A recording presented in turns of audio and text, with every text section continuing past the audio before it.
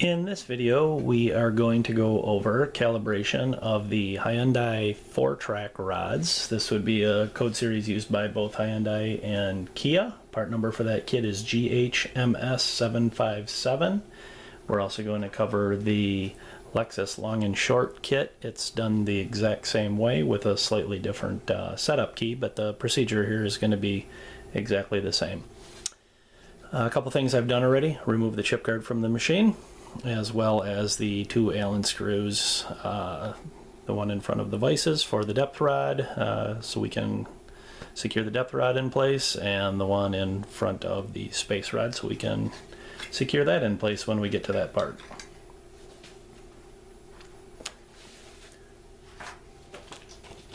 So for the Hyundai kit, this is in the back of our manual, shows the code series that uses this kit. Part number, of course, GHMS757. And one big thing to note here, depth labels for this series are reversed. A number 1 is deep and a 4 is shallow. That's the same for the Lexus rod kits as well. A little bit of other information we need to know. 3/32 cutter and guide. We're going to use the A side of the vices.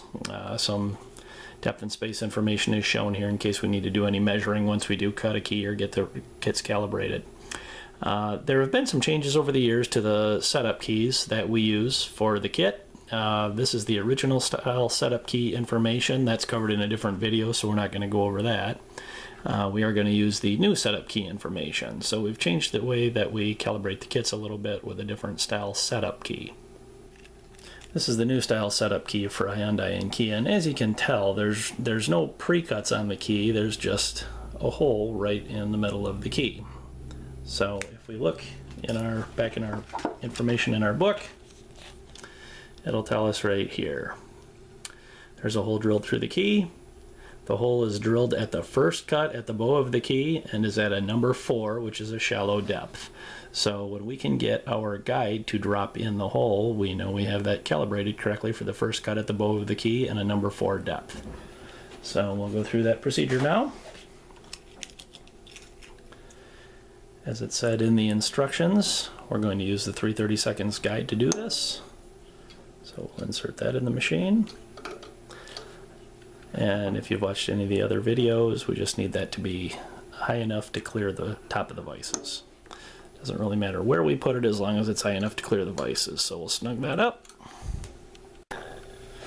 Whenever we calibrate rods or insert rods into the Sidewinder 2, one thing we have to do is lock the internal hub. And the way we do that is we insert an Allen wrench through the hole just behind the vices for the depth rods, or we insert the same Allen wrench in this small hole just in front of where the space rod goes when we're inserting or removing a space rod.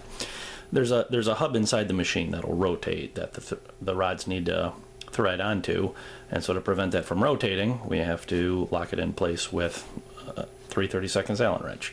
So the way we'll do that, pull the carriage out so we have a little bit of room. And that hole is located, the easiest way to find it, move the carriage all the way to the left and come back about a 1/4 inch or so. And that'll drop right down in there. And we'll take another view of it from overhead. And so as you can see right now inside the hole, it's just a piece of aluminum. Move that to the left slightly, and there's our small hole on the hub on the underside of the table. For the space rod, I've pushed the carriage all the way to the back, and I just come forward slightly and we'll see that opening inside there. We'll insert our Allen wrench there.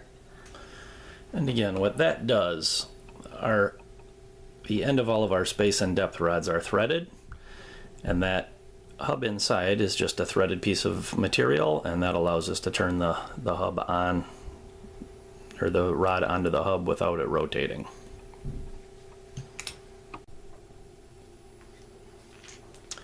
With that done, we'll insert our depth rod, and once again, when we are aligning this, we need to make sure that the Allen screws are loose, which allows us to turn the two pieces of the rod. And again, we have to use a screwdriver to insert the rod into the machine. If we just begin turning, we close up the adjustment in the rod and it makes the procedure a lot more difficult. So we need to put about 1/8 of an inch of gap in between the two pieces. Slide the rod into the machine. Insert our screwdriver. Rotate that until it comes to a complete stop.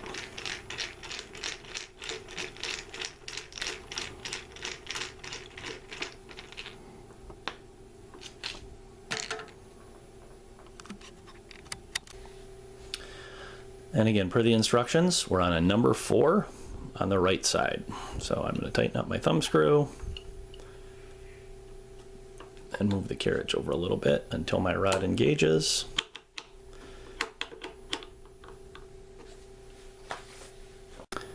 The next thing I'm going to do, we'll insert our setup key into the vise.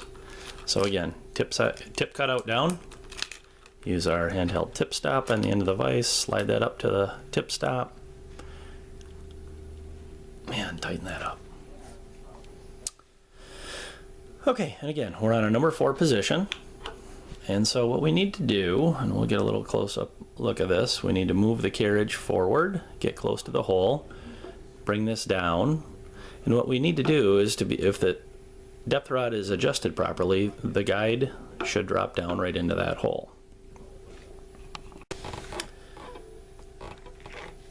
So as you can see here, that guide will not go into the hole currently.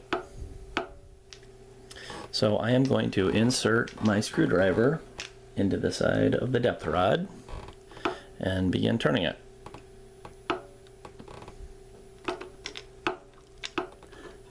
And I need to turn it counterclockwise, and as I do, that pushes our setup key more to the left, or our table more to the left, and I finally hit a point where the guide will go down into that hole.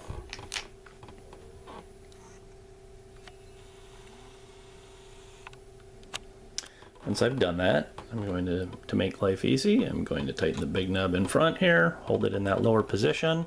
Now I know we're exactly sitting in the right place for a number 4 cut. Take my Allen wrench and snug up those screws. And the way I usually do it, I just lightly snug up both of them.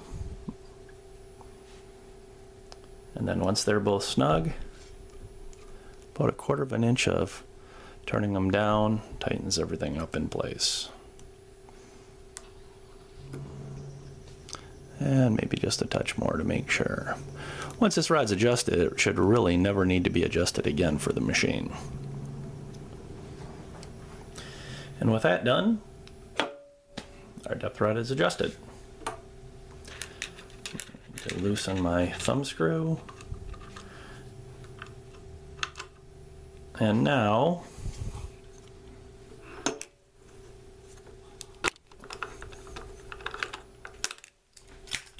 remove my depth rod.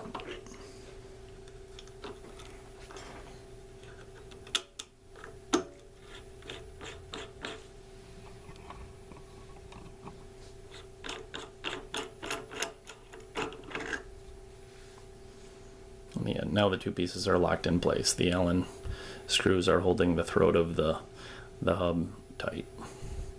So the depth rod's all set.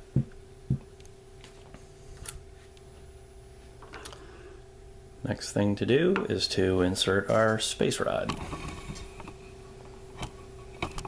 And so once again, we're going to find that position where we can drop that into the hub.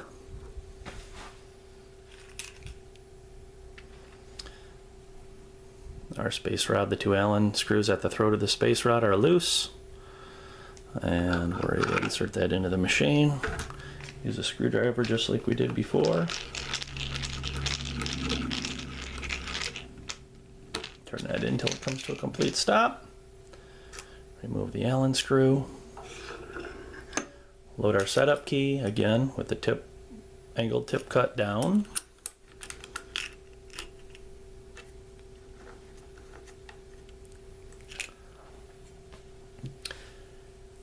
And if we remember per our instructions, at the first space at the head of the key is where that little hole is cut. So I'm going to move close. I'm going to engage my thumb screw to engage my space rod. And we're going to turn the space rod to the number 1 position. All right, and we're close, but not quite. So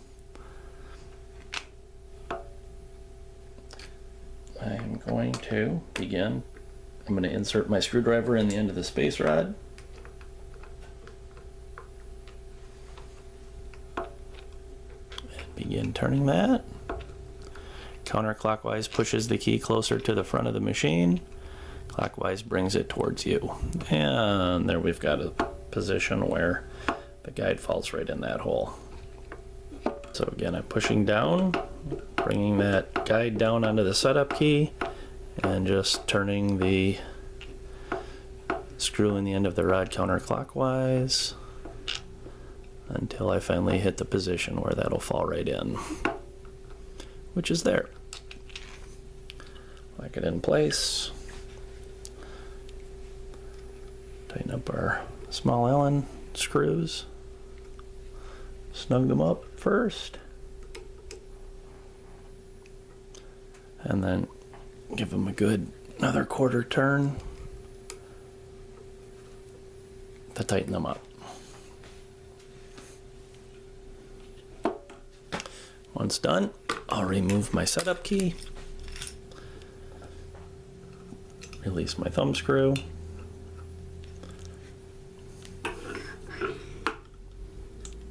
insert my Allen wrench, and unscrew the space rod out of the machine. Exact same procedure would be used for the Lexus long and short key and the Lexus 80,000 series. Each one will have unique information in the book to tell you what depth each one is set to. For instance, the Lexus 80,000, the setup key has a hole drilled on the right side at position number 2 on the space rod and a 4R position on the depth rod.